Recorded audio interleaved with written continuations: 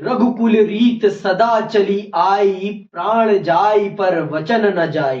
पर हाँ, मैं आप सबसे एक आग्रह करूंगा कि 22 तारीख को आप सब ये प्रण करें कि आप सब उन सब कुरीतियों को त्यागेंगे जो कुरीतियां आज भी हमारे समाज में विद्यमान हैं, जैसे कि घूसखोरी, कालाबाजारी, क्योंकि राम राज्य में ये चीजें नहीं हैं।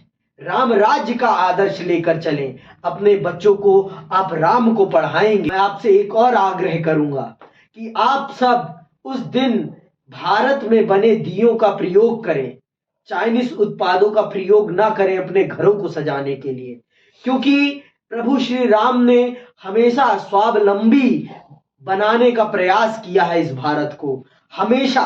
और आप भी यही करें। भारत भारत से बनेगा तभी अच्छा लगेगा, भारत भारत से सजेगा तभी अच्छा लगेगा।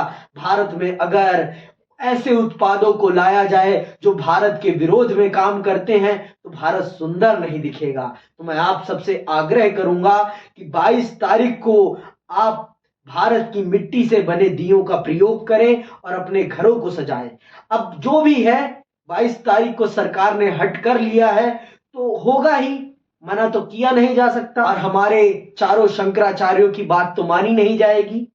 कोई बात नहीं, अब अधूरे मंदिर को ही भी प्राण प्रतिष्ठा में शामिल किया जा रहा है तो हमें भी स्वीकार करना ही पड़ेगा, क्योंकि सत्ता सत्ता अपने हनक में है, सत्ता अपने अहंकार में है। और जब सत्ता अहंकारी हो जाती है तो वो धर्म को भी अपने अनुसार घुमाती है, ये सत्य है। और इस देश की जनता से मेरा अनुरोध है कि प्रभु श्री राम को वोट बैंक ना बनने दे। रघुकुल रीत सदा चली आई, प्राण जाई पर वचन न जाई। ये है रघुकुल के सिद्धांत, राम के सिद्धांत, प्रभु श्री राम के सिद्धांत। उन्होंने हमेशा जो कहा वो किया, उनके इसी सिद्धांत से वो मर्यादा पुरुषोत्तम बने हैं। मर्यादाओं को उन्होंने इतना निभाया है कि आज तुलसीदास जी ने उनको ही केंद्र में रखकर रामचरितमानस लिख दिया है। तुलसीदास जी की पत्नी चली गई और वो उन प्रभु श्री राम के प्रेम में विलीन हो गए।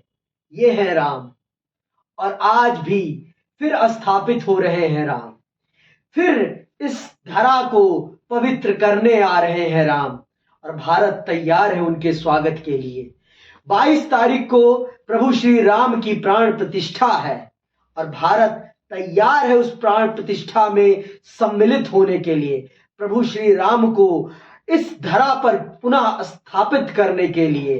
ये भारत तैयार है, उसी मर्यादा के साथ भारत उनका स्वागत करने के लिए तैयार है, जिस मर्यादा के साथ वो स्थापित होने चाहिए इस धरा पर।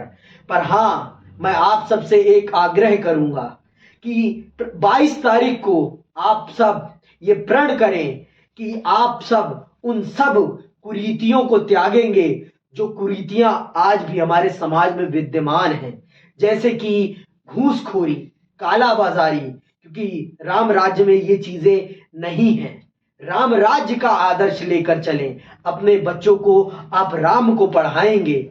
छोटी मुंह बड़ी बात, लेकिन मैं आप सबसे आग्रह करूंगा इन सब चीजों के लिए।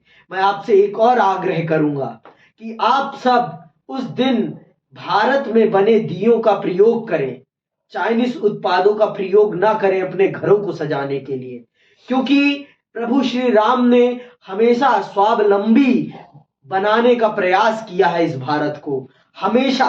और आप भी यही करें, क्योंकि भारत भारत से बनेगा तभी अच्छा लगेगा, भारत भारत से सजेगा तभी अच्छा लगेगा। भारत में अगर ऐसे उत्पादों को लाया जाए जो भारत के विरोध में काम करते हैं तो भारत सुंदर नहीं दिखेगा। तो मैं आप सबसे आग्रह करूंगा कि 22 तारीख को आप भारत की मिट्टी से बने दियों का प्रयोग करें और अपने घरों को सजाएं। अब जो भी है, 22 तारीख को सरकार ने हट कर लिया है तो होगा ही, मना तो किया नहीं जा सकता। और हमारे चारों शंकराचार्यों की बात तो मानी नहीं जाएगी।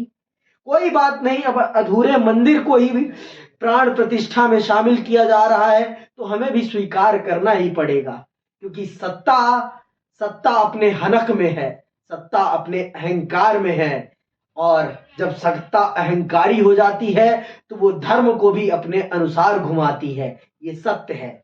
और इस देश की जनता से मेरा अनुरोध है कि प्रभु श्री राम को वोट बैंक ना बनने दे, क्योंकि प्रभु श्री राम वोट बैंक नहीं है। इस देश की मर्यादा है, इस देश की साख है, इस देश का अस्तित्व है। और अगर आप अस्तित्व को ही वोट बैंक बना देंगे तो ये अच्छा नहीं है।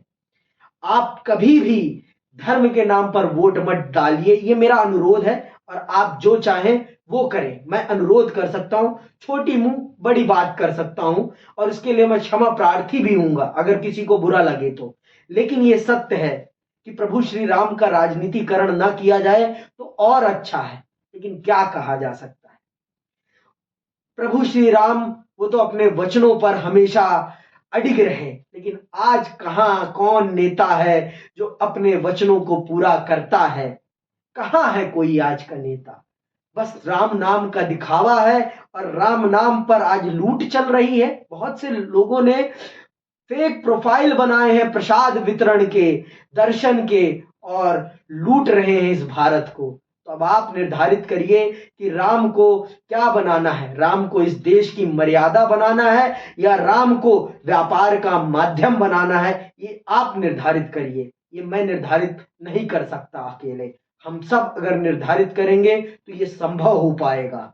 इसी के साथ मैं एक बात और कहूंगा कि राम राम रहे, राम को और किसी भी तराजू में ना तोला जाए तो ज्यादा अच्छा है, क्योंकि राम किसी भी तराजू से बहुत ऊपर हैं, और उनकी मर्यादा अगर इस देश में तनिक भी आ जाए, एक कण भी आ जाए, तो ये देश फिर से सोना बन जाएगा, फिर से सोना बन जाएगा।